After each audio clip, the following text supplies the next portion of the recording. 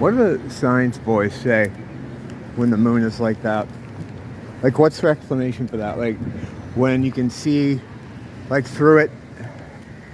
It's 6:45 right now here, and PM. And the moon is in the sky, but it's like just a piece of it, and you can like see right through it. Like, what is their explanation for that? You know, supposedly it's a solid object, right? Because they claim to have landed on it. So it has, you know, it's solid matter, right? Even though it doesn't behave like that at all when you look at light. If it was a solid object with light reflecting off it, it wouldn't be lit up all the way to the edge. That's not how light works. That's the thing, like things like light and water, we know how they work because we deal with them constantly. So when they try to sell you on something that goes against your common sense and understanding of you know, your relationship with these things, it's really strange that people don't have some sort of cognitive dissonance. But I just think, you know, a lot of people just worn down, demoralized, dumbed down too. I mean, no one's asking those questions. They're asking what time Cheesecake Factory's closed. I've done a lot of videos about how to navigate walking through cities and stuff, and how to kind of protect yourself in like a defensive kind of way. But there's also things you can do to make your situation a lot better and not having to be on the back foot all the time. One thing I like to do, and I try to remember to do it all the time, is I try to put the people around me at ease. You're gonna have a way better time if you can make the people around you feel relaxed. So a way that I like to practice doing it is I like to imagine, and of course imagination in computer terminology is like the back end of reality. What you see out here is determined by what you imagine. Actually, no, let me fix that. Not so much what you see. A lot of times what you imagine or what you conceive, or when you talk about thought forms, what you're thinking of in your mind, you want to have an effect on the screen, not necessarily show up on the screen so you can visually see it. Like, you can't really manifest a pile of money. You can get yourself personal wealth, I suppose, but I never tried to do anything that was like for selfish means. I think if you want to do that, I think you need to use some darker, some darker kind of ways to do that. You have to Jazz Coleman it, kind of, or David J. it. I feel like I always pick on Jazz Coleman. Actually, David J. He renounced black magic. You got to Alan Moore it. You got to Alan Moore it. If you're trying to do something for yourself, usually. But so what I would do is I always pick colors for these things. Blue is just like general energy, general positive energy. Green is I tend to use for healing type stuff. And what you do is you imagine yourself enveloped in a cloud, like Pigpen from Peanuts, like Snoopy, where he always has a cloud over his head. I imagine a blue cloud around me that moves with me. And as if I stand still, it runs off me like kind of like smoke and goes all around the area. And what this blue cloud or blue mist does is it's to relax people. Not in like in a drug way, like, oh, make people, it's just to put them at ease. Not even to make them less agitated, but just to make them more comfortable. Because the more comfortable you can make people around you, the easier time you're going to have. So, and it helps me as well, because sometimes when I'm walking through crowds and stuff, I get a lot of anxiety, you know. So what I do is I try to project that blue kind of whatever, mist, cloud, and I just think of that in my head wherever I am, like a calming blue, cool.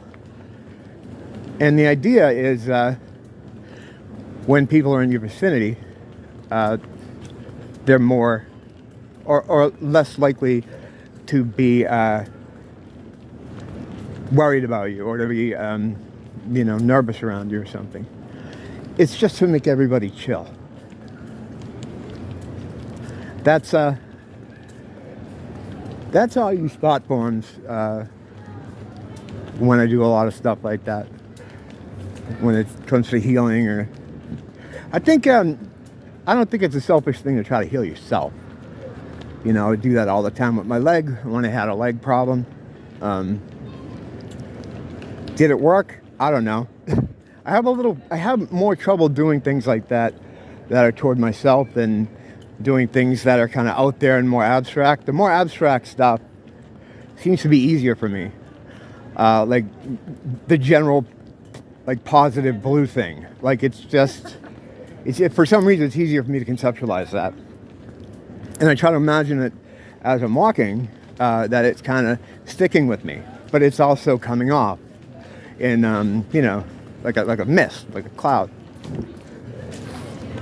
And it seems to work good for my own mind too, because a lot of people in the city, there's always a low level of anxiety, and I think that comes from just being in a place where there's so many different people that are alien to you, or so much more different than you are. It speaks to some kind of older primal instinct situation where way back in the day, this is pre 9/11, way back in the day, if you were to see a bunch of people that didn't look like you or were foreign or alien to you, it only meant two things: trade or invasion, CO Bible. But that's what it meant. It meant you were either having war or you were having trade. So as you're walking through a bunch of people, even though your front brain isn't really thinking it, there's some, I don't even think it's your subconscious. Like, I think it's just some kind of primal, instinctual thing that's worked into your DNA that's going trade, invasion, trade, invasion, trade, invasion. And it creates a sort of weird fight or flight thing that gives off, that makes you a little anxious, and add to that maybe some low-level paranoia when you have like a guy like me, and you create these very complex security subsystems that run in your brain constantly. Yeah, mine's so bad, like, I'm not just garmenting my pathing or how I'm going to walk, but I constantly try to figure out everybody else's. Like, I try to figure out by their speed and direction where they're going to go, or where their options of where to go are. And then I try to adjust myself to them. Because if I didn't do that, okay, I'd be walking into people all day long. All day long. Because it's just, this area especially is really weird. A friend of mine theorized there's some kind of low-level hypnotism going on here, like some low-level brain fog spell. Because this is like an energy-sucking area. It sucks energy. It's hard to articulate exactly what I mean by that, and I don't know if I really know what I mean by that. But it sucks energy. I think it has something to do with the just people spending energy here, money, moving a lot of currency. I always say that money doesn't matter to our farmers. It only matters once we charge it, once we work for it, once we put our energy toward procuring it.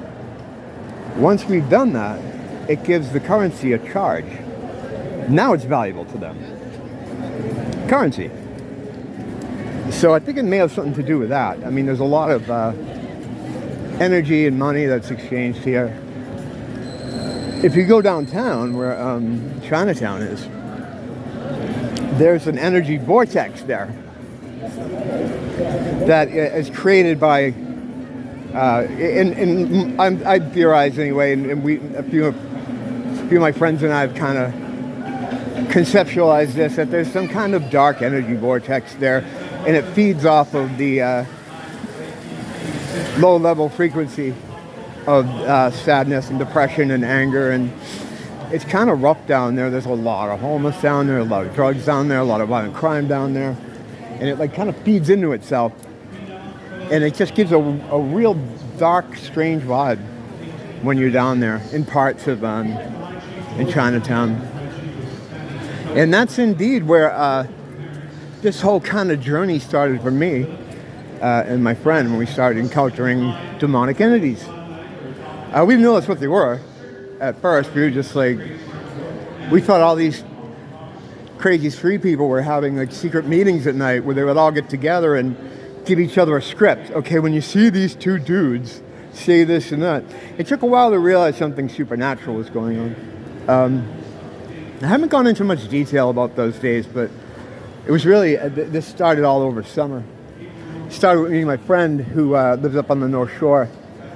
He doesn't come down that often, but I've been saying when I get him down here, we're going to go through it. And that's why I've kind of held off on getting too much into detail about those stories, because that's a cool picture.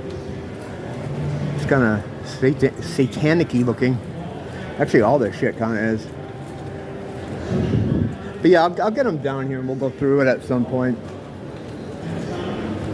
Fine art of... It's fine art of metal. That's funny. It looks pretty metal. But yeah,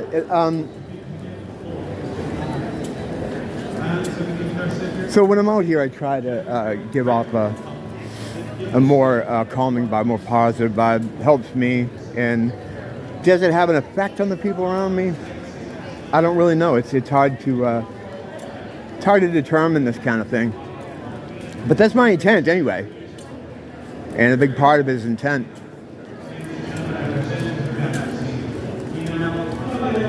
It's starting to rain. I'm feeling the raindrops.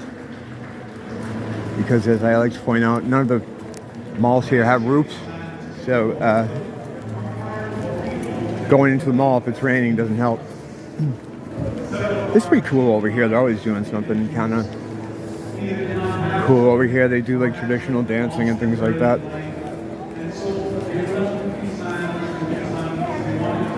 I like this mall. There's nothing in there for me though. Like there used to be a GameStop up there on the second floor. They moved out.